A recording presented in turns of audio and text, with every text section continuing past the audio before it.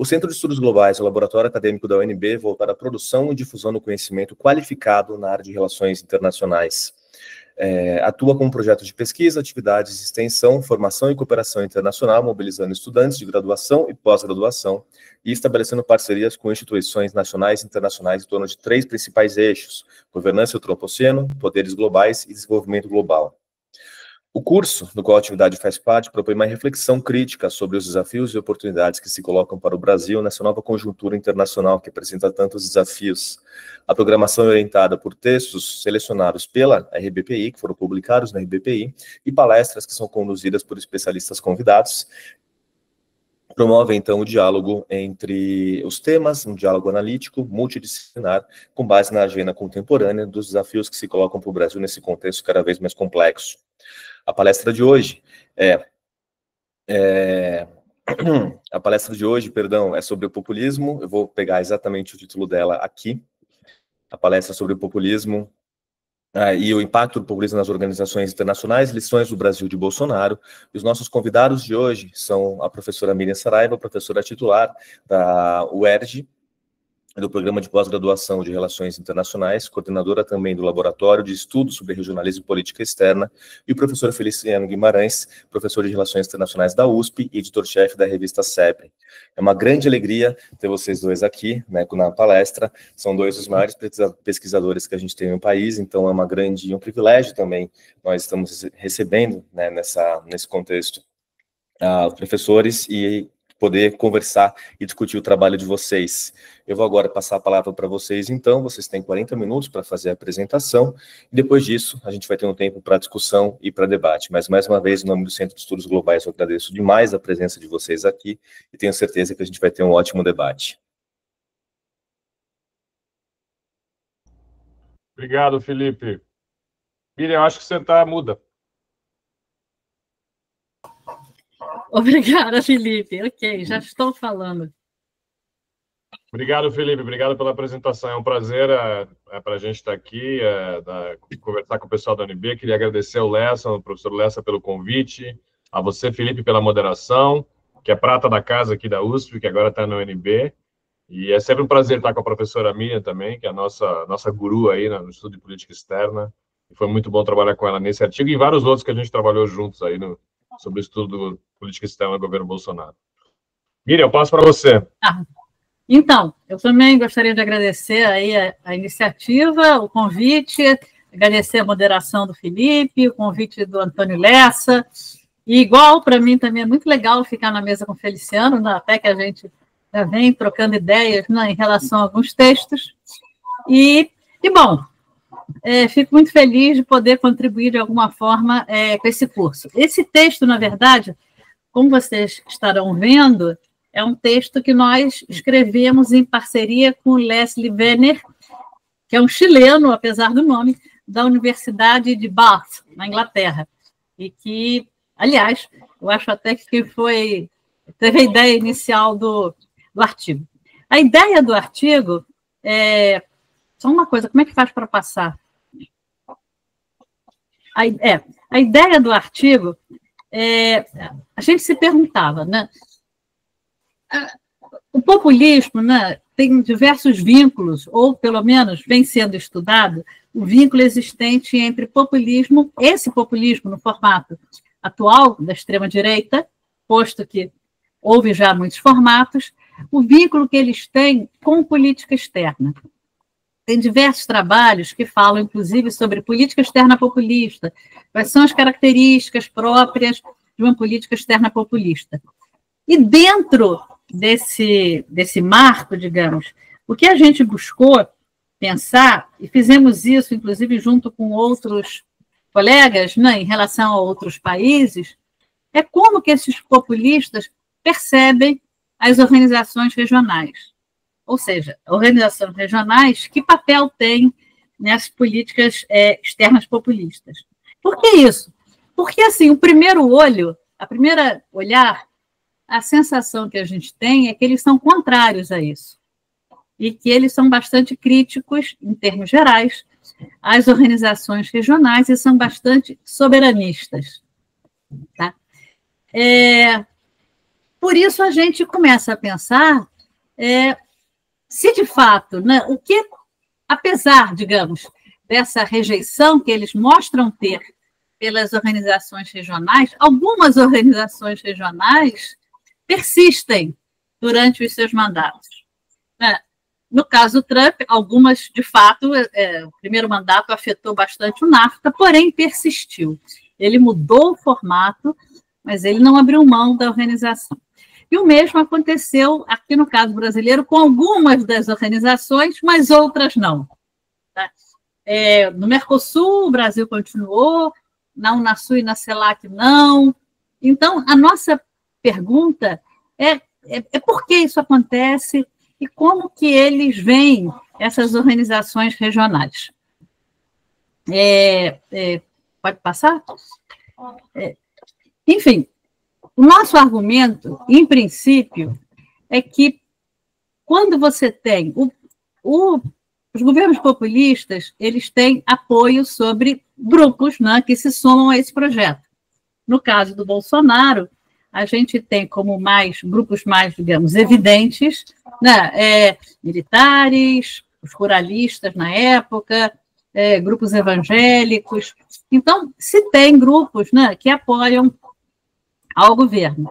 E esses grupos, no entanto, eventualmente, podem ou não ter interesse em manter as organizações regionais ou em interagir dentro das organizações regionais. Então, a nossa ideia é que, quando não existe um interesse maior por parte desses grupos, o dirigente, o líder populista, ele tem muito espaço para não apoiar as organizações ou para expressar melhor a rejeição que ele tem por essas organizações. No entanto, quando sair dessas organizações ou reduzi-las afeta o interesse de algum ou mais de um grupos internos de apoio a esse líder, aí ele vai flexibilizar o seu comportamento e, muitas vezes, adotar um papel bastante ambivalente entre apoiar e não apoiar, né?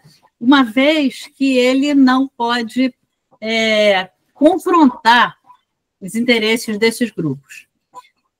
Essa questão, né, eu deixaria aqui mais uma questão que a gente não chegou a trabalhar no texto, mas que é uma coisa interessante, eu acho, para o futuro, é a gente pensar essa ideia, né, de em que medida que a organização regional afeta interesses de grupos internos, para pensar o apoio que um país normalmente dá para as organizações, mesmo que seu presidente não seja populista, ou, eventualmente, a facilidade ou a dificuldade que o governante pode ter de sair de uma organização regional.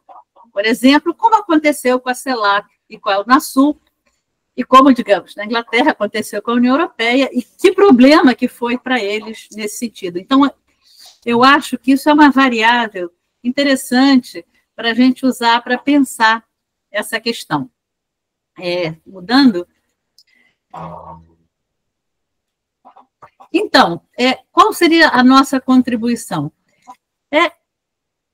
Ver em que medida esse comportamento ambivalente, muitas vezes contraditório, né, pode provocar um comportamento não apenas ambivalente, mas muitas vezes com uma certa confrontação, divergência entre o que é retórica e o que é a atuação mais pragmática, né? A gente vê, no caso do Mercosul, por exemplo, que o Feliciano vai apresentar mais em detalhes, como você tem diversas declarações negativas, no entanto, não mudou muita coisa, e o país ali seguiu, né? Então, é essa contradição que a gente quer explicar e, com isso, né, contribuir de alguma forma para o debate sobre integração regional na nossa região, até porque né, a gente está num momento bastante difícil, né, para a integração e que aonde qualquer reflexão, no meu entender, seria bem-vinda. Pode mudar? Bom, qual é a nossa, digamos, abordagem teórica? Primeiro, os atores domésticos que têm, são grupos de interesse, podem ser agências, instituições, etc., eles influenciam a tomada de decisão.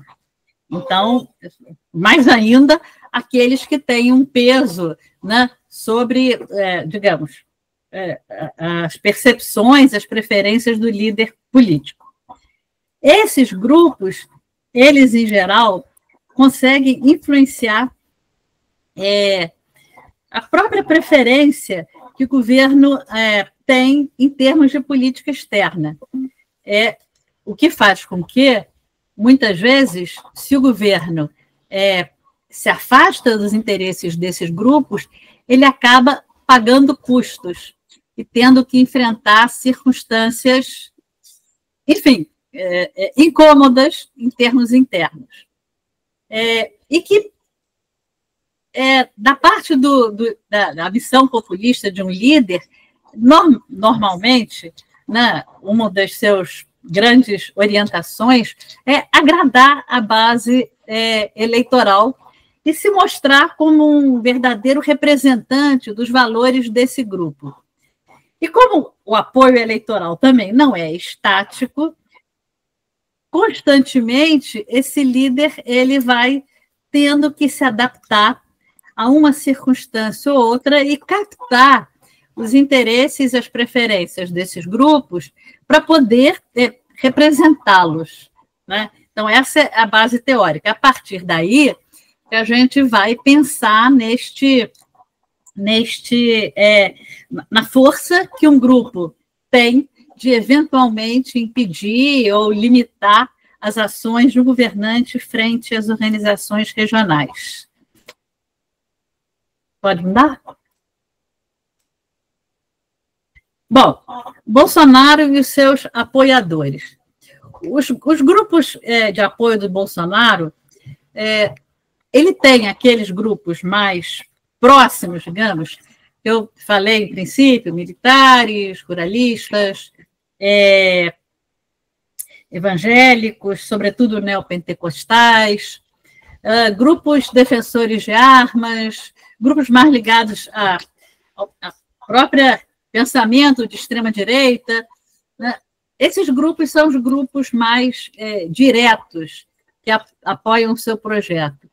Mas também, dentro, né, digamos, do grupo de apoio deles, você tem diversos grupos econômicos que acreditam que, de uma forma ou de outra, aquele líder, no caso o Bolsonaro, ele pode trazer vantagens. Que não são grupos necessariamente totalmente afinados ao conjunto das ideias do populista, mas são grupos que podem ter benefícios a partir da atuação do populista.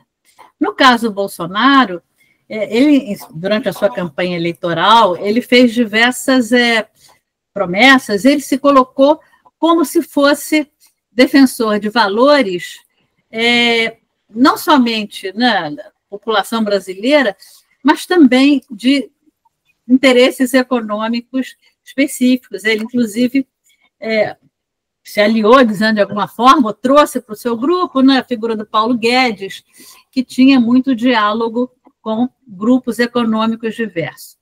E esses grupos, eles têm, sim, capacidade de atuar e de influir sobre a política externa. Alguns grupos econômicos são atores que são muito que se beneficiam de questões não só de relações da política externa em geral, mas de esquemas regionais que identificam que essas organizações regionais trouxeram para eles benefício, né? O principal deles é a indústria, sobretudo a Fiesp e a CNI também. Muda aí, por favor. Bom, eu acho... Já é você, Feliciano, não acho eu. Bom, Feliciano continua. Obrigado, Miriam. Acho que eu posso continuar daqui, desse slide. A Miriam já passou a ideia geral do artigo, a origem do artigo, né? Esse artigo faz parte de uma lista de textos que foram escritos por nós, aí, por vários autores ao longo desses anos sobre a política externa do Bolsonaro.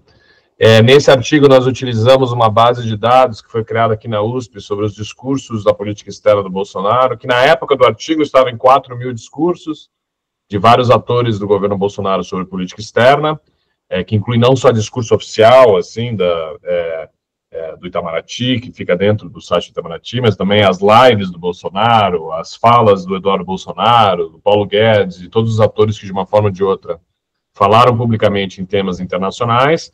E ela chegou a 5.000 discursos ao final, quando a gente finalizou a base, né? Ainda nós estamos esperando um recurso da FAPESP aí aqui em São Paulo para colocar isso no ar, disponível a todos os pesquisadores, para que eles possam usar em outras pesquisas. E nós usamos uma parte disso, porque uma das motivações do texto, na conversa que a gente teve com o Leslie, com o professor Leslie lá da Universidade de Bath, é que a gente tinha muitos dados sobre as falas dos atores políticos do governo Bolsonaro sobre organizações internacionais, de um modo geral, e organizações regionais de um modo particular, né, de uma forma particular. Então, o que a gente via é um pouco isso que a professora Miriam falou, que era uma visão muito negativa de todas as OIs, todas as organizações internacionais da política externa do governo Bolsonaro são vistas de forma negativa. Um passo atrás aqui. Inclusive, no artigo com autores que o Felipe conhece, que a gente produziu recentemente, a gente mostrou, esse com outros autores, a gente mostrou que um eixo estruturante do pensamento do governo Bolsonaro em política externa, um dos eixos estruturantes é muito diferente da tradição de política externa no Brasil. Quando a gente estuda política externa na UNB, aqui na USP, lá na UERJ, a gente aprende que tem dois grandes eixos da política externa. O eixo estratégico, que é alinhamento versus autonomia, então cada um dos governos ficam gravitando dentro desses dois eixos, alguns são mais aliados, outros são mais autônomos, tem vários modelos de autonomia. E outro eixo é o eixo econômico, se a gente faz uma política externa que ajuda no protecionismo, ou uma política externa que ajuda no liberalismo, né? Abrir a economia ou fechar a economia. Então, a política externa sempre gravitou nesses dois eixos. Hoje em dia, a gente tem muita discussão, algo que, inclusive, precisa ser mais bem tratado pela literatura, é um terceiro eixo, que é democracia versus autoritarismo. Essa é uma outra discussão. Mas um dia que nós escrevemos sobre isso, a gente vai incluir nesses outros dois eixos anteriores que eu falei. O bolsonarismo pensa diferente. O eixo do bolsonarismo é globalismo versus conservadores. Né? Então, na visão política externa mais dura do bolsonarismo, existe uma conspiração internacional, do que eles chamam de globalistas, que são os grandes, que é uma mistura de vários grupos diferentes, que são todos mais ou menos manipulados pelo Partido Comunista Chinês, que infiltraram em todas as organizações internacionais e tentam impor às nações, a família, no caso do Brasil, a família tradicional brasileira, valores não cristãos ou valores progressistas ou ultraliberais que são contrários aos valores da família. Então, as organizações internacionais, principalmente das Nações Unidas, mas também organizações até do caráter mais econômico, como o Mercosul, elas são manipuladas por esses globalistas. Então, cabe aos conservadores fazer essas defesas dos valores, no caso do Brasil, dos valores cristãos e tudo mais. Então, o número de aliados do governo brasileiro, do governo Bolsonaro, preferenciais, ele diminui muito, porque os aliados não são países, são presidentes e líderes de outros países que têm a mesma ideologia que o presidente Bolsonaro. É só você notar o quão o Brasil era próximo durante o governo Trump, muda para Biden e o Brasil se afasta rapidamente, né? Eles são muito afetados por isso, tem uma diminuição do número. Então, não é ser alinhado ou ser autônomo. Na realidade, eu acabei de fazer um artigo agora, que a gente vai tentar publicar, a palavra autonomia desapareceu completamente do discurso oficial de política externa nos 4 anos do governo Bolsonaro. Ela não existe. Né? A outra palavra é potência, poder. Ela também desaparece. Né?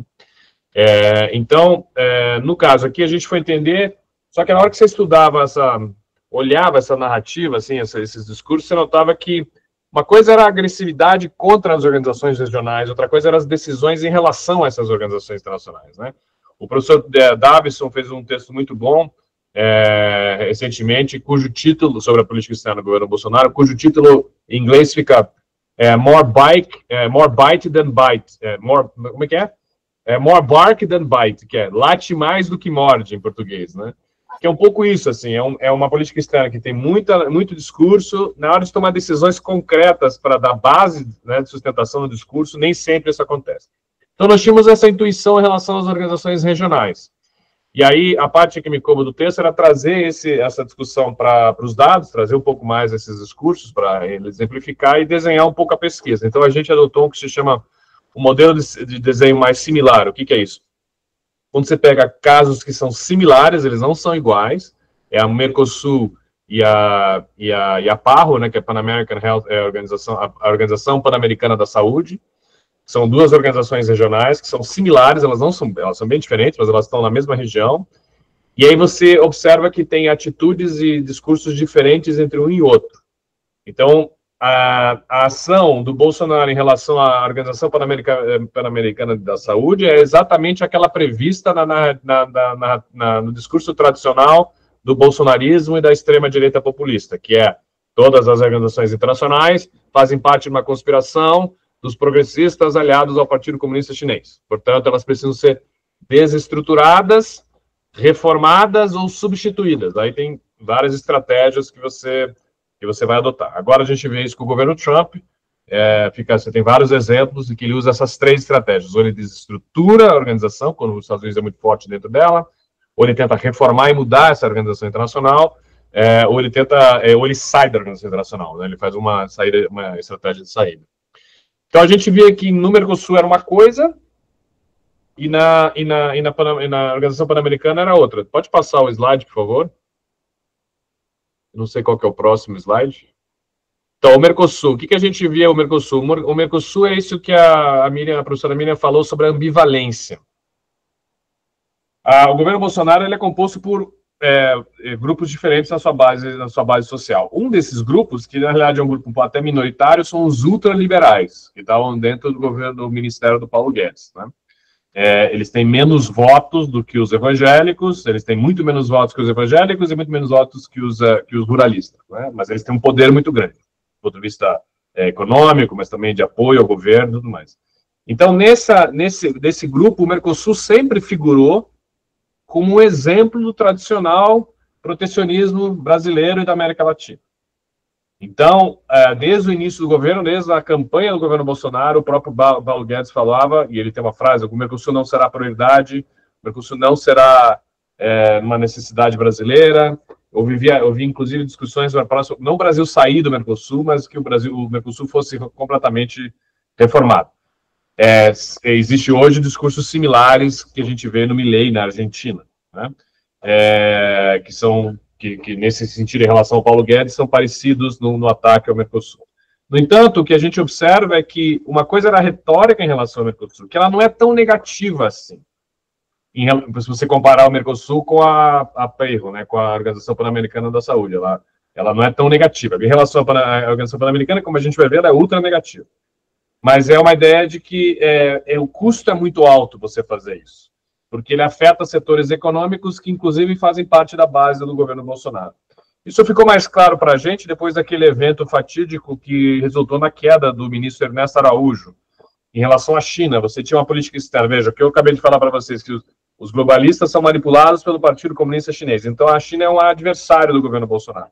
Inclusive, na realidade, é usado como inimigo, né? Eu tenho um artigo que mostra como é que isso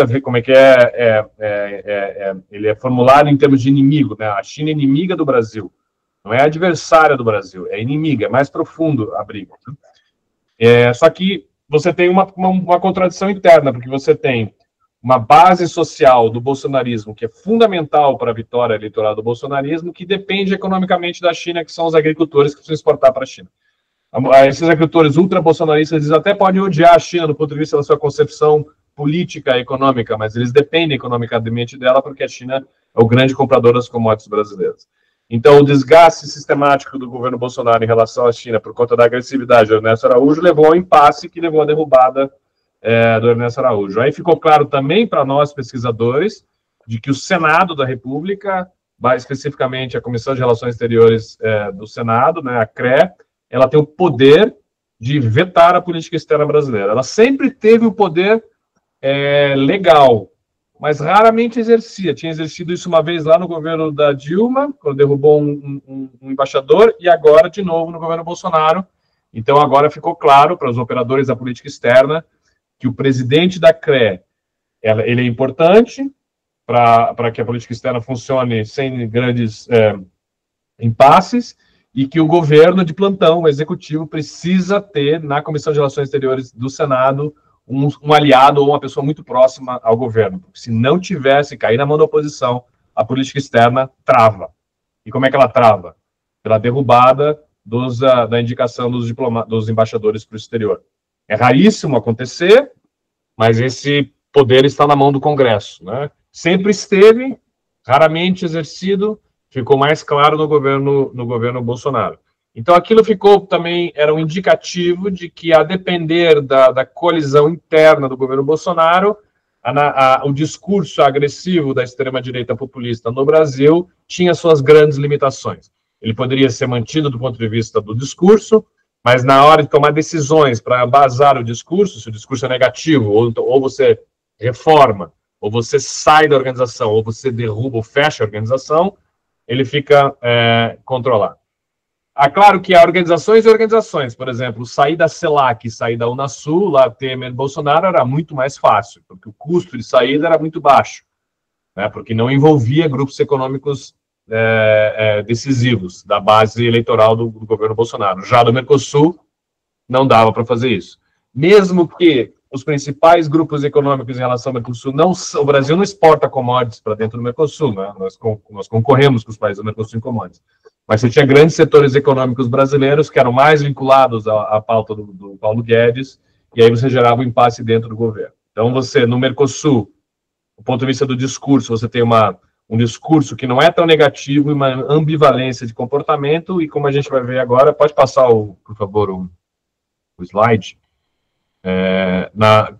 Pode passar esse também.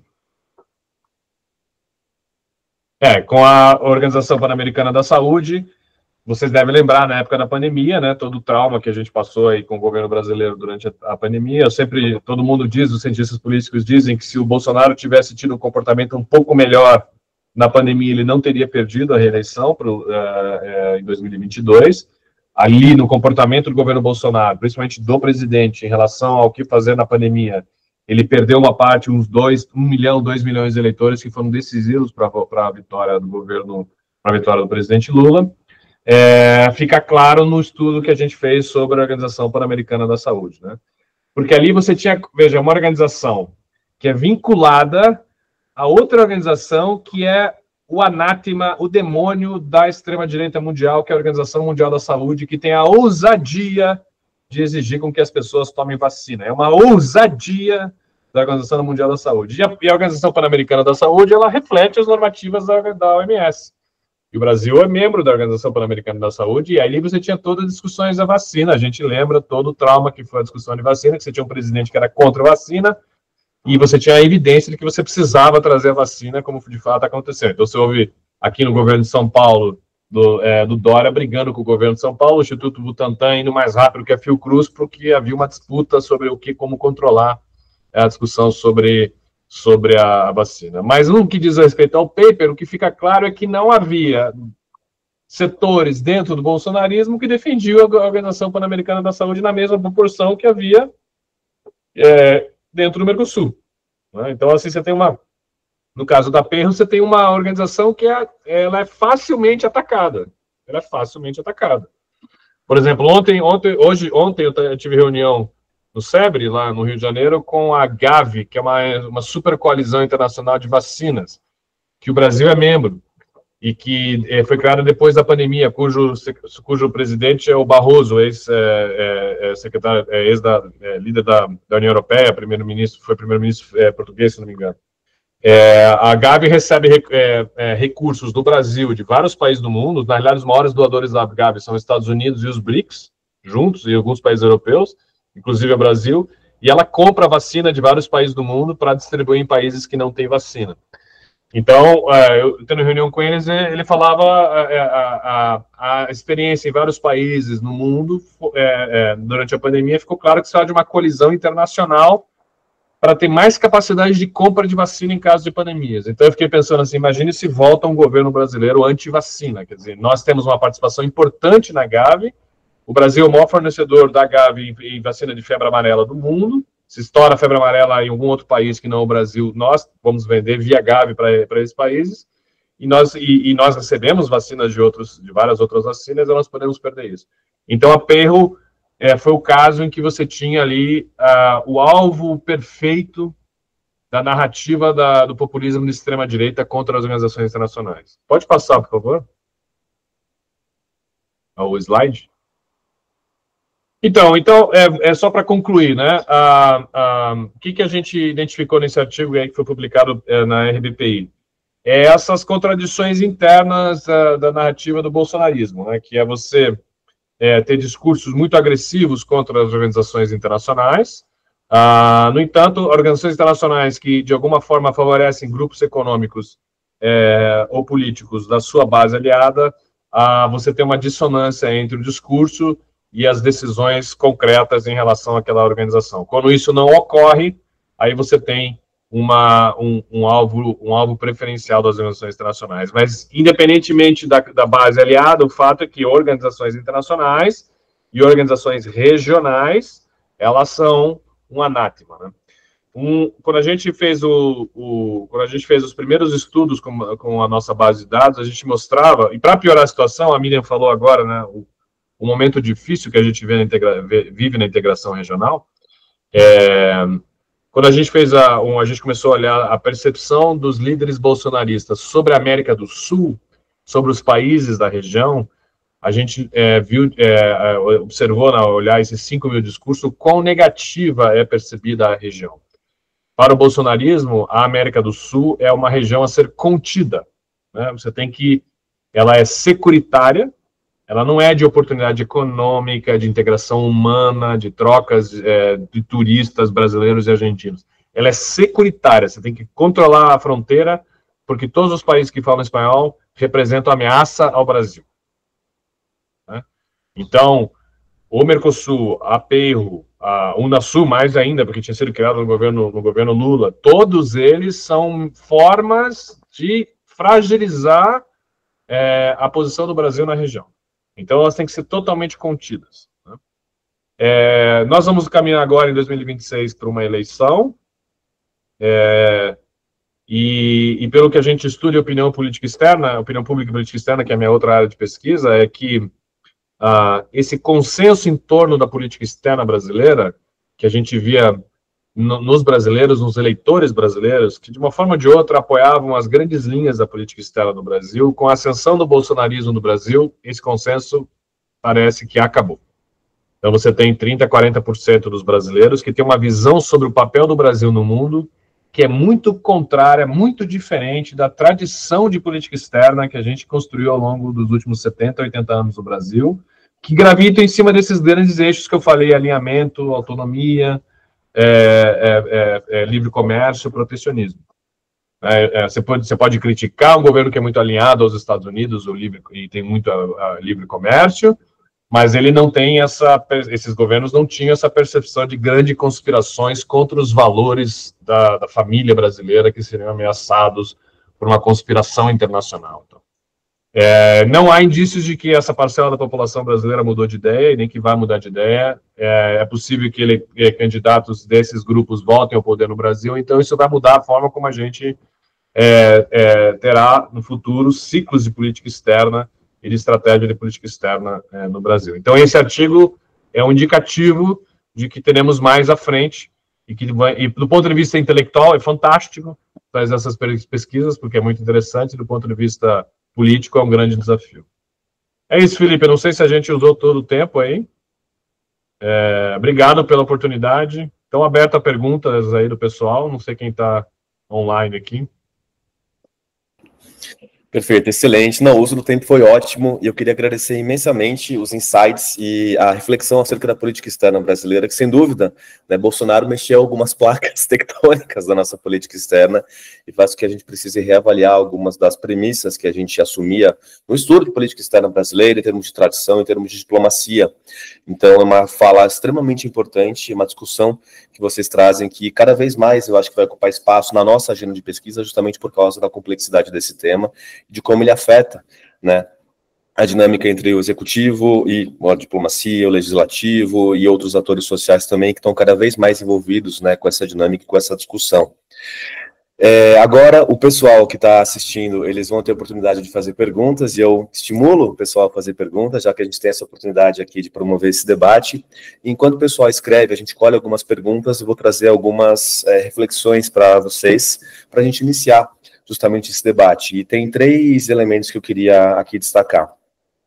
O primeiro deles é que o Cervo, no Inserção Internacional, ele fala que uma das dificuldades para lidar com a integração regional no Brasil é o fato de que a gente tem uma diplomacia que é distante da sociedade.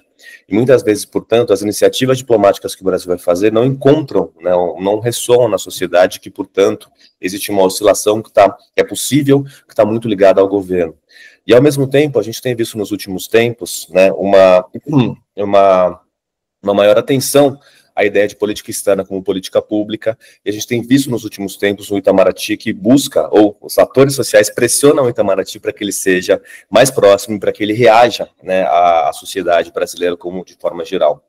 E aí, a primeira reflexão, então, que eu gostaria de promover é se vocês acreditam que essa diplomacia se aproximando da sociedade, a sociedade pressionando mais a diplomacia, tem uma possibilidade de diminuir oscilações, na medida em que o projeto como o Mercosul, ele é muito mais próximo da sociedade, as pessoas conhecem muito mais, e, portanto, se afastar dele acaba tendo um custo muito grande. Enquanto OPAS, né, acaba, por não ser conhecida, né, por ser muito de nicho, quem conhece, acaba não tendo, né, uma possibilidade de ter digamos, uma continuidade ou de pessoas apoiarem esse projeto. Eu acho que isso também seria válido para o caso da Unasul, que por mais que fosse uma iniciativa que teve tanto, né, apoio do Brasil, não foi uma iniciativa que teve, né, na sociedade brasileira uma difusão tão grande assim. Então essa é a primeira reflexão. A segunda é em relação ao populismo em si, né? Então, quando a gente pega os trabalhos, né, da Sandra Destrade, do Collier, da Jean, sobre populismo em outros locais, a gente percebe que é muito difícil extrair algo sobre uma política externa populista, na medida em que existe uma grande variação de diretrizes de política externa de governos populistas, que estão muito mais associadas, na visão de alguns autores, ao contexto no qual eles estão inseridos, do que efetivamente o resultado do populismo como ser uma variável independente para a política externa. E aí eu queria saber, queria que vocês trouxessem quais são as dificuldades, então, para a gente buscar generalizar a relação entre populismo e política externa. Se vocês veem caminho, se vocês veem, nos últimos anos, alguma tendência mais ampla. E, por fim, né, trazendo um tema que, né, aproveitando dessa base de dados e aproveitando da pesquisa que eu fiz com a Ana Mello, que há pouco tempo doutorou, né, orientando do Feliciano, como que vocês avaliam o papel da teoria da conspiração, do globalismo conspiratório, e como ele vai acabar tendo esse impacto na condução da política externa brasileira, né? Na medida que o populismo acabou sendo, na medida em que a teoria conspiratória do globalismo acabou ganhando espaço com o Ernesto Araújo, com o Bolsonaro, em que medida, né, vocês veem conspirações de maneira geral impactando na dinâmica entre a sociedade e a condução da política externa? Eu acho que vocês vão ter um tempinho aqui, né, para atacar esses três comentários. Enquanto isso, de novo, eu estimulo o pessoal que está assistindo, né, que faça suas perguntas também, que interajam, que aproveite esse tempo, né, para elaborar as ideias de vocês que vão ser aqui compartilhadas no chat. E aí a gente volta, então, para uma segunda rodada de discussão. Miriam, você começa? Vai lá. Tá. Bom, eu vou começar de uma forma que talvez o Felipe não goste. Desculpa, Felipe, não é nada contra você em particular, muito menos contra o amado servo querido. Porém, eu acho que é justo o contrário. Ou seja, que a diplomacia nossa, bastante distante da sociedade, conforme ele disse, foi muito contínua, porque ela era mais formulada dentro de um espaço menor e, portanto, um espaço menor de divergências. Na medida que essa diplomacia ela vai se conectando mais com a sociedade, ela seria contínua se a sociedade fosse igual. Agora, quanto mais polarizada a sociedade vai ficando, menos contínua a política externa vai ficando e vai entrando no que o Feliciano chamou de ciclos da diplomacia. Se a gente olha para o nosso país vizinho, a Argentina, é um país que é marcado pela polarização política já desde a Segunda Guerra Mundial, e que a sociedade busca, pelo menos, aproximar-se mais da diplomacia através da própria política. Você vê como os ciclos de política externa funcionam. A cada presidente que entra, troca tudo. Troca, agora muda, agora muda. Então, eu não quero assim, causar problemas, né? Que seria uma visão idílica. A sociedade está perto, que bom, a política externa vai ficar melhor. Mas isso, eu já falei, seria se a sociedade fosse mais ou menos pensasse, houvesse um consenso básico na sociedade de como deve funcionar o país no mundo e, ao contrário, se ela é polarizada, não. A segunda coisa sobre o populismo, a dificuldade. Eu acho que a dificuldade é que o populismo, eu vejo o populismo mais numa linha do Daniel Weiner, eu vejo mais como uma estratégia.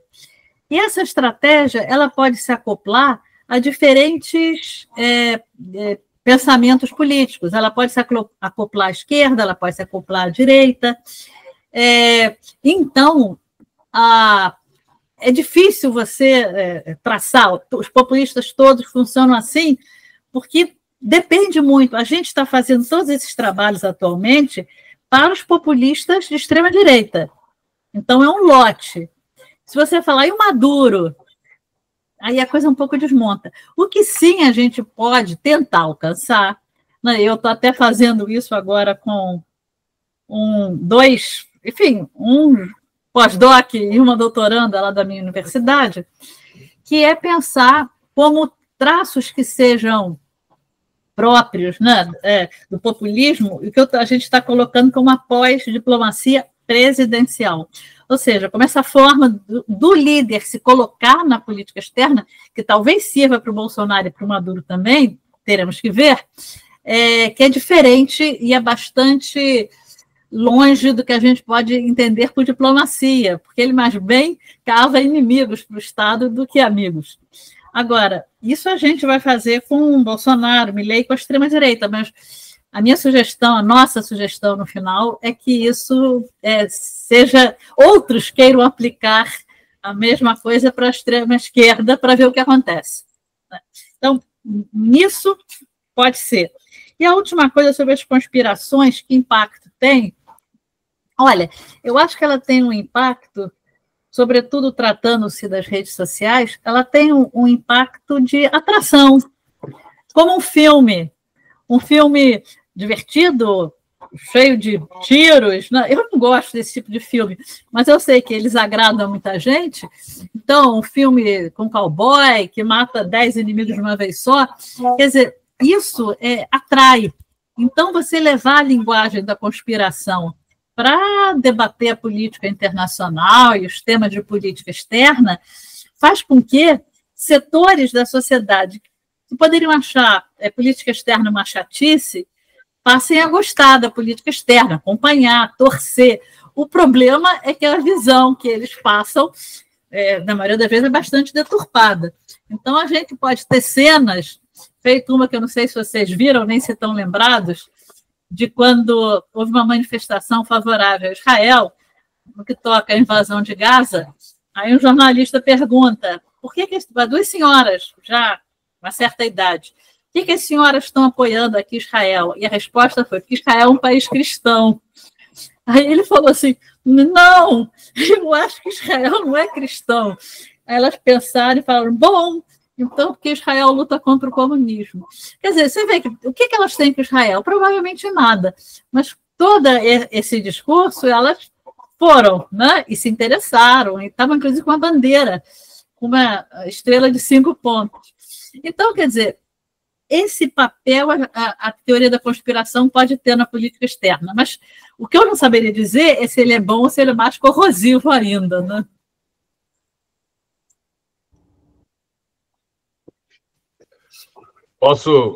Eu acho que a gente recebeu umas perguntas, Felipe, não sei se você recebeu pelo WhatsApp aqui que o Lessa está mandando para a gente. Vou tentar responder junto com a tua a pergunta da Daniela. Ela pergunta assim: em um contexto de crescente polarização política interna, é possível que a visão da população brasileira sobre a política externa também se torne progressivamente mais polarizada? Eu adoro essa discussão. Obrigado, Felipe, que é a tua primeira pergunta, e a Daniela pela discussão, pelo levantamento do ponto. Bom, aqui na USP, desde que eu entrei em 2013, eu trabalho no grupo Américas e o Mundo, que o Felipe conhece bem, que a gente faz pesquisas de opinião pública, perguntando aos brasileiros o que eles pensam da política externa. Já são 6 ondas de surveys, cada survey entre 1.500 e 1.800 pessoas, amostra nacional, tanto, é a mesma coisa que uma pesquisa de opinião pública para a eleição, em que a gente tem 55 a 60 perguntas sobre política externa. A gente faz isso todos esses anos, então a gente já tem o maior banco de dados brasileiro sobre opinião pública e política externa, e a gente já tem alguma noção de como os brasileiros entendem a política externa. Então, algumas coisas importantes a gente descobriu ao longo dos anos. Número 1, que os brasileiros são iguais ao resto dos países ocidentais, que são os mais pesquisados. Nós temos uma visão muito estável sobre política externa. Nos anos 60 e 70, nos anos dos Estados Unidos e na Europa, achavam que a política externa era desimportante para os eleitores, portanto, havia muito cavalo de pau, que era mudança da opinião em política externa. Só que quando você olhava a pergunta sobre política doméstica, não havia isso. Aí havia erros de medição. Então, os caras melhoraram as pesquisas e mostraram que havia grande estabilidade de política externa nesses países. Nós testamos isso no Brasil também e observamos que há uma grande estabilidade da opinião dos brasileiros em política externa. Eles são quase sempre iguais ao longo do tempo. A segunda coisa que a gente identificou é que os brasileiros sabem responder surveys de política externa, eles acompanham temas internacionais, o que é um pouco contrário da noção comum. Eu não estou dizendo que as pessoas realmente sabem o que significa BRICS, mas as pessoas, quando elas são perguntadas em surveys sobre temas internacionais, mesmo que ela não acompanhe o tema internacional, ela responde por atalhos cognitivos de acordo com a visão de mundo ideológica que ela tem. Então, se a pergunta se ela gosta ou não dos BRICS, ela é uma pessoa mais à direita, ela tende a falar mal dos BRICS. Se ela é mais à esquerda, ela tende a falar bem dos BRICS. Então, a taxa de não sei, que eu não sei o que é o BRICS, é baixa, ela existe, mas ela é baixa. Então, a gente mostrou ao longo do tempo que os brasileiros observam os temas internacionais, têm opiniões aos temas internacionais. Alguns temas internacionais são muito mais atentos, eles são muito mais atentos que outros. Então, por exemplo, hoje, no governo Lula, os temas internacionais que são mais polarizantes são Israel e Palestina, número 1, número 2, Venezuela, e número 3, a guerra Rússia-Ucrânia. Eles são os mais polarizantes. O Brasil pode fazer 40 reuniões dos BRICS, 200 G20, 30 COP30, o efeito na visão dos brasileiros é muito menor do que uma crise na Venezuela, por exemplo, entendeu? Porque eles são temas mais polarizantes. Então, a gente mostrava isso. A gente também mostrou que a estabilidade era derivada de duas noções muito caras aos brasileiros. O que é isso? Que é o pacifismo e a autonomia. Ou seja, todas as opiniões dos brasileiros em temas internacionais, seja um brasileiro de alta escolaridade, baixa escolaridade, Nordeste ou de São Paulo, negro ou branco, mulher ou homem, eles derivam tudo desses dois pilares, de que nós somos um país pacífico e que nós somos um país autônomo, que devemos ter autonomia de decisão. Isso é o que a gente publicou nos 2 artigos que a gente publicou, com base nas surveys até 2014. A partir de 2014, o Brasil começa a mudar. E aí eu chego na resposta às perguntas. É que nós começamos... Então, essa visão geral dava para mim, e para o Ivan, e para a professora Maria Hermínia, que toca o projeto, a noção de que havia um consenso da política externa entre os brasileiros. E eu adoraria escrever esse livro. Se eu tivesse tempo, eu escrever esse livro. O que é o consenso? De que a visão média do eleitor brasileiro sobre a política externa é muito parecida com o discurso oficial do Itamaraty. Aí não dá para saber se é o Itamaraty que convenceu o povo, se é o povo que convenceu o Itamaraty, ou se é as duas coisas, e no meio tem a mídia, que é o transmissor de um lado e para o outro, né? A mídia tradicional, principalmente, né? Antigamente. Hoje, são as mídias sociais e isso muda. Então, esse era o consenso. O que a gente tem identificado no survey de 2018 e 2023 é que 30% dos brasileiros saíram do consenso. Pau. Saíram completamente do consenso.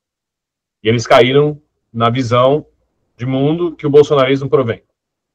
Então, o bolsonarismo foi muito poderoso no convencimento de uma parcela muito grande da população brasileira, que é 30% dos eleitores. Na amostra de 2018 isso começou a aparecer, 2023, que foi a última, já estava bem claro. Então, houve uma quebra do consenso. Significa o quê? Que você tem polarização potencial maior da política externa. Porque se você faz uma política externa que é muito autônoma ou muito multilateral, tem uma galera no Brasil que odeia multilateralismo. Contra o multilateralismo. Completamente contra.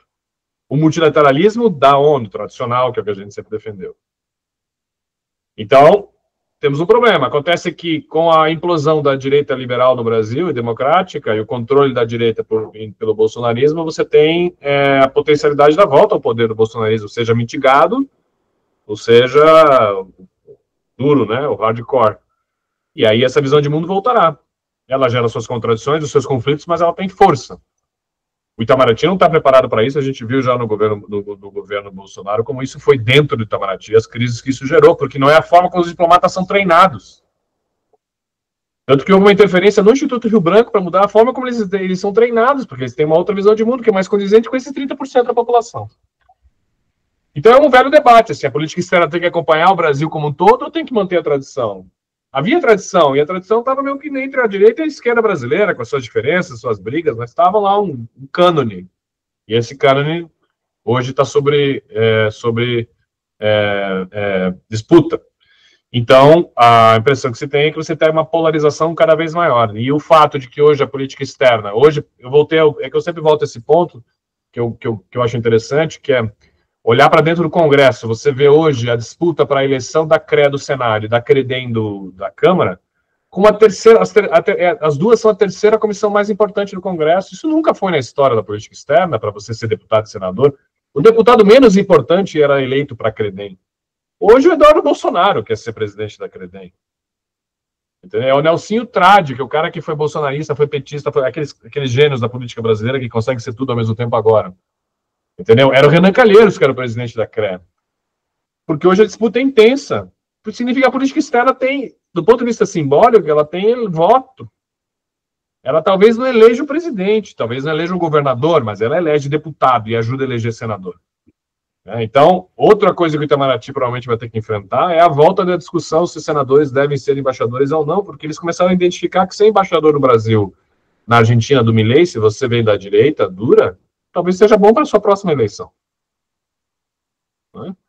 Então, esse novo Brasil que a gente passa, que está mudando o Brasil, e que a gente tem que entender ainda como que a política externa trabalha isso. Então, a ideia é que isso aumente a oscilação da política externa. Eu vou a favor do que a Miriam falou. Você tem a oscilação que não é a nossa tradição da política externa, que a nossa política externa é mais estável. A gente tem esse paper famoso, publicado no Contexto Internacional por um diplomata argentino, que ele compara a política externa brasileira à política externa argentina, e ele mostra que essas mudanças abruptas da política externa argentina é porque o Palácio San Martín não tem a mesma força institucional que o Itamaraty tem, que ele é muito mais coeso e fechado, portanto a política externa tem um filtro forte, independentemente do presidente, e na Argentina isso nunca ocorreu do ponto de vista institucional. A gente pode caminhar para algo mais parecido com a Argentina, entendeu? Então, é algo aberto, assim. Sobre, acho que populismo, a Miriam explicou muito bem, eu concordo com ela, Daniel, adoro os trabalhos do Daniel, que vê o populismo e política externa como estratégia, mais do que como fundo ideológico, porque aí tem variação entre a extrema-direita e a extrema-esquerda. É isso, eu acho que respondi, obrigado. Perfeito, obrigado, Miriam, não tem nenhum problema, o Feliciano leu minha tese, ele bem sabe que se tem uma coisa que eu não concordo é esse Itamaraty insulado, esse Itamaraty distante da sociedade. Eu vi a tese toda, isso. E vamos lá, então, tem mais... Tá, eu vi aqui umas 3 perguntas que eu achei que escapavam um pouco do que a gente falou até agora e que eu achei que valia a pena tentar responder. A primeira delas é da Eduarda, né? Políticas externas populistas sempre irão contestar ideologicamente o regionalismo, ou é possível que organismos regionais integrem projetos de poder populista?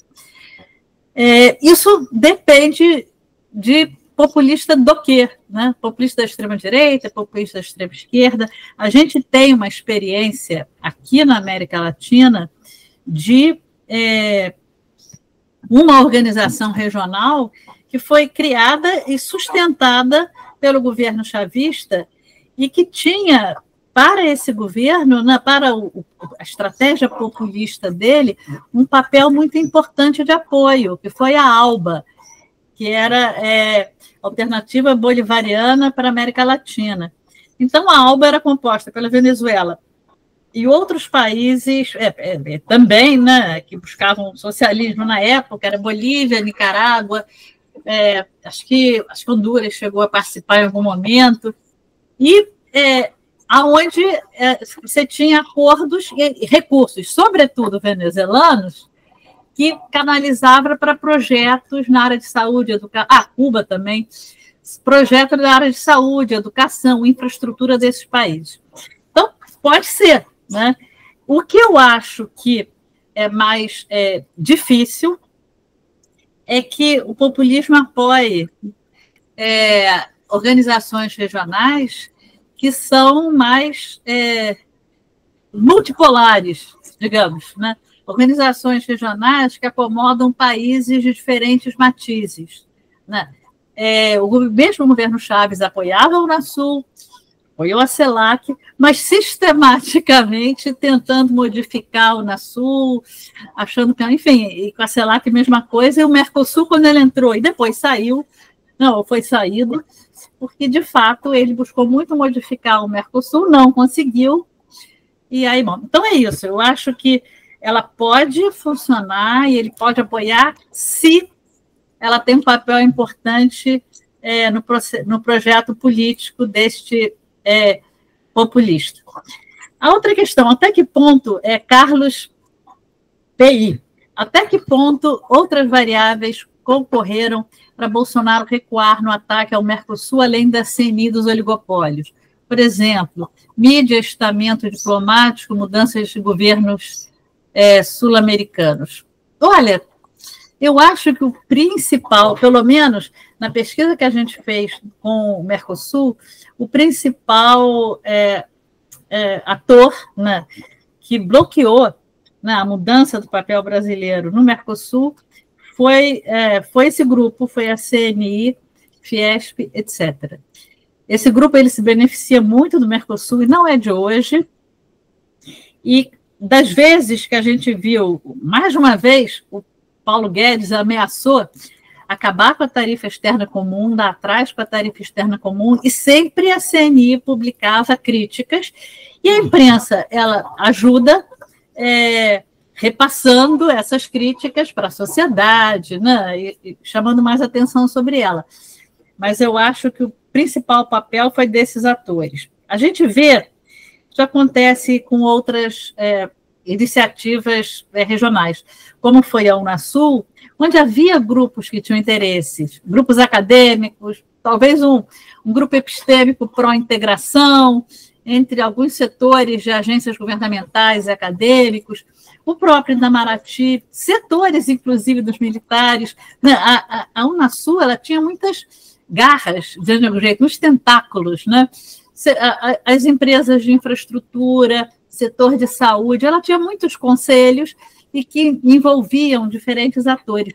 Mas quando ela foi terminada, dizendo de algum jeito, foi com o presidente Michel Temer, que se afastou, pelo menos, não denunciou o tratado no momento, mas se afastou da Unasul, não houve reação. Ou seja, esses atores não tiveram peso o suficiente, ou não tinham interesse o suficiente para se mobilizarem. Fato é que não houve reação. Que é uma coisa... E esses mesmos atores, mais ou menos, que foram aí citados nas perguntas. O Itamaraty, talvez um pouco, né, no sentido que, como ele está mais por dentro, né, e muito vinculado ao processo de integração, pode ser que tenha contribuído também de alguma forma. Você vê que quando mudou para o Carlos França, uma das primeiras medidas do Carlos França foi, pelo menos, parar de criar atritos com a Argentina e outros, né, e fazer com que a relação com os demais países do Mercosul fosse mais amena, que parasse de criticar o bloco, etc., etc., né? Então, pode ser. Eu acho que, no geral, a América Latina, e a América do Sul, principalmente, ela pode envolver o interesse de outros atores na região. Durante o período do Lula, foram diversos. Você tinha os petistas, tinha pessoal das empreiteiras de infraestrutura, você tinha desenvolvimentistas que sabiam que a América do Sul era mercado potencial para industrializar os brasileiros, acadêmicos, o pessoal pró-integração. Você tinha um grupo, geopolíticos, inclusive, que imaginavam o Brasil mandando na América do Sul inteira. Você tinha grupos que apoiavam. Esses grupos que se foram desfazendo, e durante o período do Bolsonaro, quando o Feliciano mencionou que eles veem de uma forma muito de securitização da região, é porque restaram poucos interesses organizados, né, no que diz respeito à América do Sul. Deveria haver muitos, posto que ela está muito perto, né? Basta, de repente, atravessar uma rua e se mudou de país. Mas, durante o governo Bolsonaro, eles pouco se manifestaram. Se manifestou fortemente industriais e o Itamaraty, mais ou menos, em apoio. E a última questão que eu vi aqui, que poderia responder... Não, eu acho que aí mais ou menos já está, né? O demais foi respondido, e a última do Ivan também, o Feliciano já deu uns pitacos, vamos ver o que ele escolheu. Eu tenho que escolher mais perguntas? Deixa eu ver aqui. Não, eu queria elaborar esse ponto que a Miriam colocou, que eu acho que ele é muito importante para a integração regional, que é a falta de interesses organizados na sociedade brasileira pró-integração. Outro dia eu estava conversando com um acadêmico argentino, ele me disse assim, que a Argentina tem perdido muita influência dentro do Brasil, porque a Argentina não tem dentro do Brasil grupos pró-Argentina mais. Eles estão cada vez menos interessados, porque a economia argentina diminuiu, é muita crise, esses grupos já não têm só a Argentina como grande mercado, então a Argentina, sabe, forças políticas domésticas que defendiam a manutenção da Argentina do Mercosul, o próprio Mercosul, vem diminuindo de poder relativo em relação a outros grupos que têm interesse maior que o Brasil tem um vínculo econômico com a China, com a própria União Europeia, enfim, aí são outros grupos que vão aparecendo, né? Então, isso é claro, assim, uma política externa sem o apoio organizado de determinados setores, ela não consegue ter atração para se manter ao longo do tempo. Mas eu adicionaria aí a um fator maior, que é a nossa própria ambiguidade em relação à nossa região, né? Nesse service que a gente faz, tem uma pergunta lá, que eu sempre falo em palestra para assustar as pessoas, que a gente pergunta aos brasileiros, a gente faz o survey também igual na Argentina, no México, na Bolívia, no Equador e no Peru. A gente fez alguns com eles, né? E a gente tinha a mesma pergunta para esses países, se eles se entendiam latino-americanos, né? Então, dos países hispânicos, o país que menos se sente latino-americano são os bolivianos, mas 90% dos bolivianos se sentem latino-americanos. Argentinos e mexicanos é quase 100%. Você pergunta para ele, você é latino-americano? O cara, sou, claro. Quando a gente pergunta aos brasileiros, só 8% dos brasileiros se dizem latino-americanos. A única identidade que importa para a gente é ser brasileiro, Flamengo e Corinthians. O resto, não importa. Então, isso já é um sintoma que a nossa própria relação política e afetiva com a nossa região, ela é frágil, né?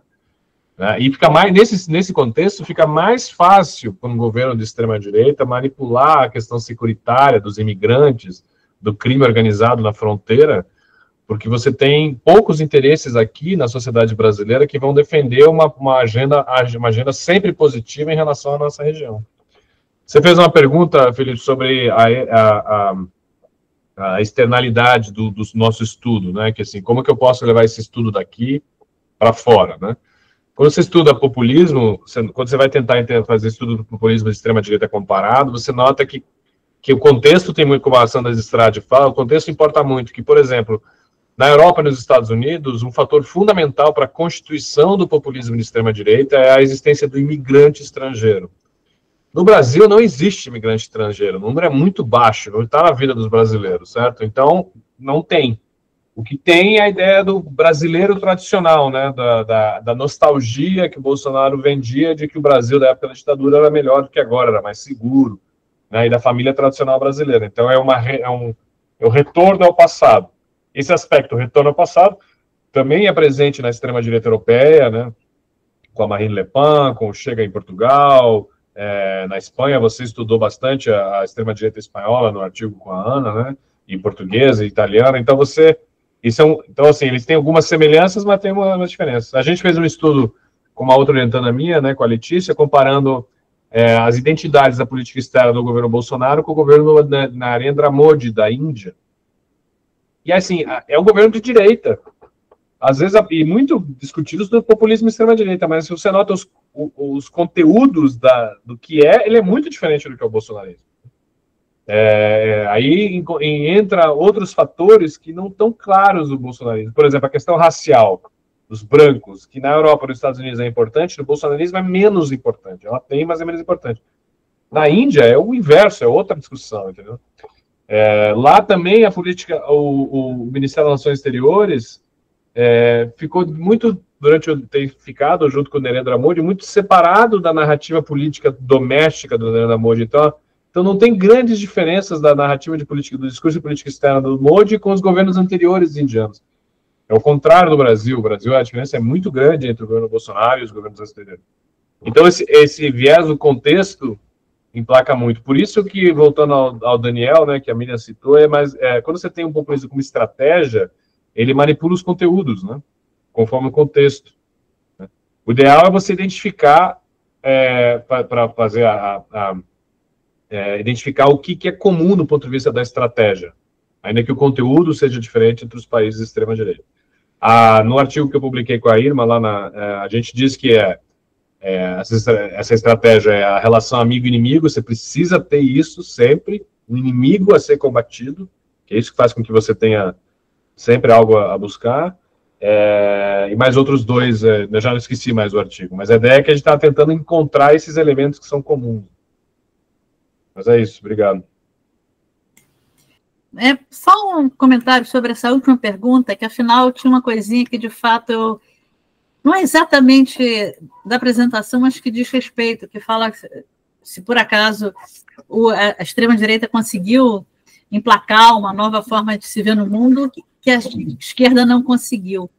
Eu acho que dizer que a esquerda não conseguiu é um pouco de maldade, né? Eu digo isso porque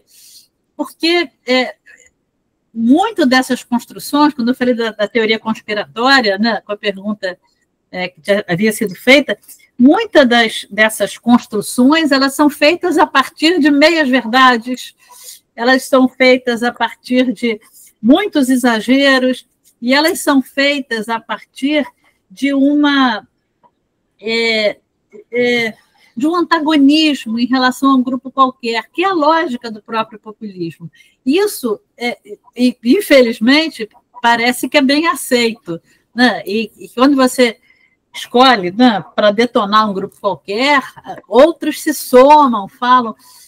Isso é uma parte mais do sentimento humano, psicologia, que eu não saberia dizer por quê. Mas eu vejo isso. E a esquerda ela não consegue ainda conduzir um discurso que vai estabelecer agressões em relação a um grupo qualquer. Coitado, nem saberia bem qual era o grupo. Mas ela ainda não conseguiu ter sintonia com essa dimensão mais, como dizer, emotiva, né, para não dizer maldosa do ser humano. Né? Mas, Miriam, eu que venho lá da esquerda paranaense, se é que existe esquerda no Paraná, o nível de teoria da conspiração da esquerda, para mim, é igual, porque os meus amigos da faculdade lá, todo o pessoal do PSOL, do PSTU e da esquerda radical do PT, eles viam o imperialismo americano em tudo.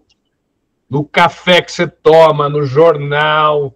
Ontem mesmo, o nosso centro acadêmico aqui tinha uma mega de um cartaz dizendo assim, por um centro acadêmico anti-imperialista e por estágios mais dignos. Aí eu até falei para o presidente do centro acadêmico, faltou você colocar entre aspas, estágios mais dignos no Santander e no Citibank. Né? Então, assim, a dimensão desse maniqueísmo de que existe o imperialismo americano em todos os lugares. Às vezes eu vejo a esquerda brasileira repetindo os argumentos da Rússia facilmente na guerra, assim, sem uma análise crítica. Eu vejo quando eles caem nessa... Eles sabem, ninguém é inocente, né? Desse maniqueísmo de que se está lutando contra o imperialismo americano, portanto é justo, né? E não consegue observar o próprio imperialismo russo. Então,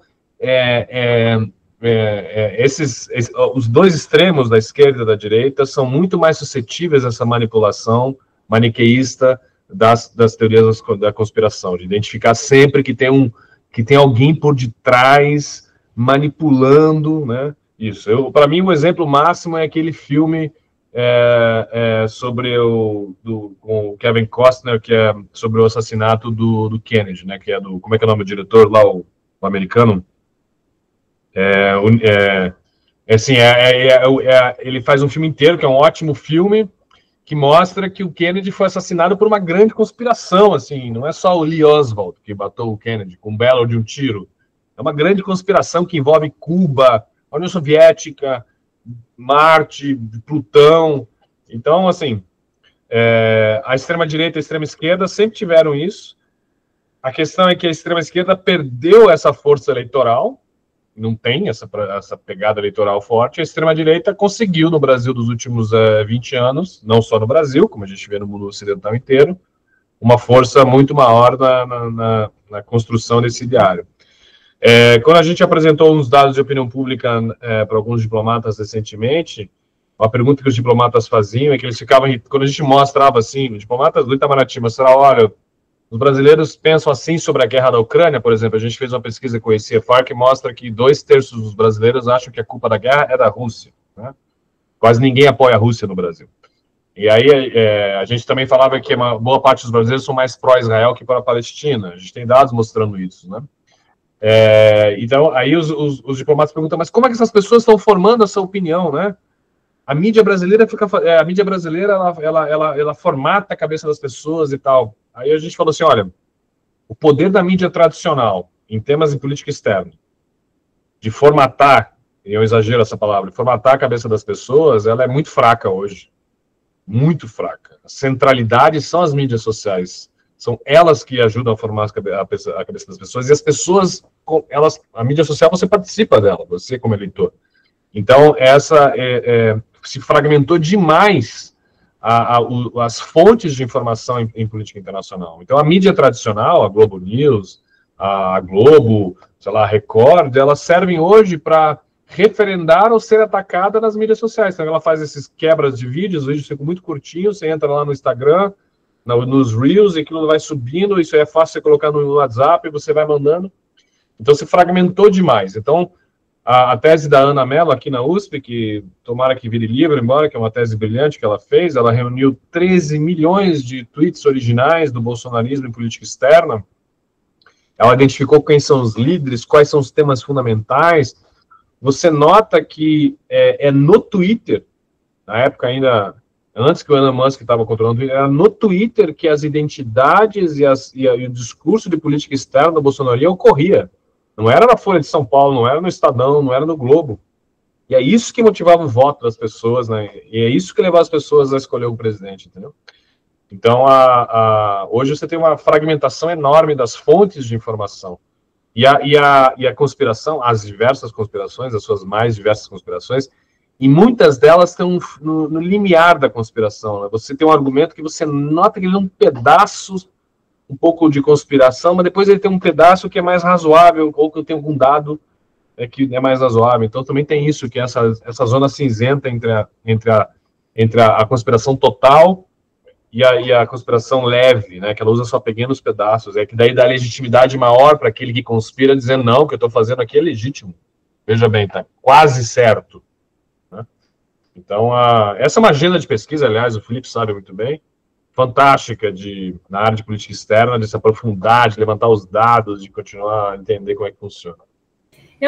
Eu acho que isso é a história de você dar like, e que dar like retorna da forma de dinheiro, se houver muitos, incentiva a pessoa a apelar para a conspiração. Porque se você chegar lá e dar uma exposição quadrada, chata, regular, sem nenhuma grande emoção, você não tem like, e, portanto, você não tem dinheiro. Então, é bom, você sempre é uma cota de teatralidade que vai se somando enfim, ao fato propriamente que você pega e o transforma de forma que ele seja atraente, interessante e possa resultar num like. Outro dia eu dei uma entrevista para uma TV russa sobre BRICS, e aí eles me perguntaram por que o Brasil vetou a Venezuela no BRICS, tá? Eu expliquei as razões que eu achava e tal, não sei o quê, e eles ficaram, nossa, a gente nunca escutou isso aí e tal. No primeiro momento eu falei, a Rússia, os caras não acompanham todo o Brasil, não sabem, né? Mas depois eu fui ver que, na realidade, tinha uma outra entrevista feita antes por uma pessoa que eu nunca tinha escutado falar do Brasil, que falou, ela era da ultra-esquerda, assim, cheia de teoria da conspiração, sobre por que o Lula tinha vetado o Chaves nos BRICS. E aí eu fui conhecer essa pessoa tem vídeos com 300 mil views. Eu estou em Relações Internacionais há 20 anos, eu fico nesse castelo aqui da USP, fechado, sem falar com a sociedade, não entendo mais o Brasil. Perdi completamente, eu não conheço nada. Uma pessoa que nem não sei se ela estudou RI, não sei se ela é especialista, ela foi na mídia social, ela foi crescendo, tem 200, 300 mil views. Né? Aí você vai assistir os views, você nota isso que você falou. Eles são mais simples, frases de efeito, são bem cortados, a pessoa tem um impacto, ela fala para causar frisson, para causar... Se eu sou um professor aqui da USP, o Felipe, a Miriam, se a gente usar essa tática para conseguir uma promoção aqui dentro da USP, a gente é expulso da universidade, porque isso é contrário aos padrões universitários de mérito. Você tem que fazer um paper sisudo que ninguém vai ler, aí se é publicado num grande jornal, aí você ganha o teu emprego melhor. Mas, então, assim, a gente está fadado, ou a gente muda, por isso que às vezes tem uns professores, colegas meus, que criticam outros colegas meus, professores, que são bons de Instagram. E eu falo assim, esses caras vão nos salvar.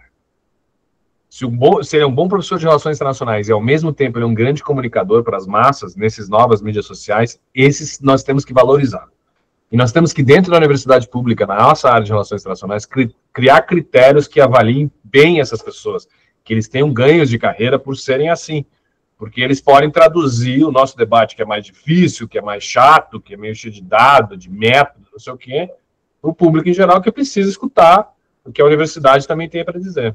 Então, a gente precisa desses influencers acadêmicos. Viu, Felipe? Então, você que é mais jovem, melhor do que eu, toca aí, o projeto aí. Olha, é um grande desafio, vamos dizer assim.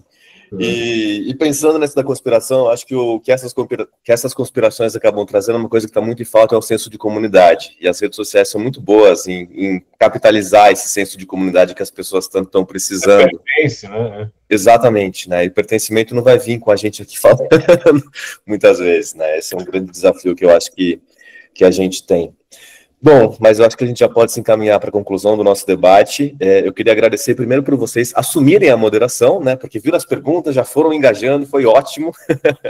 Foi uma aula realmente, então é um privilégio muito grande, né? A gente poder, no Centro de Estudos Globais, na UNB, ter vocês aqui. É uma alegria muito grande que a gente consiga se reunir ainda aqui virtualmente, né? Porque hoje em dia está corrido, então ansioso pela conferência que vai ter em São Paulo, né? Lá em julho, e certamente vai estar todo mundo por lá.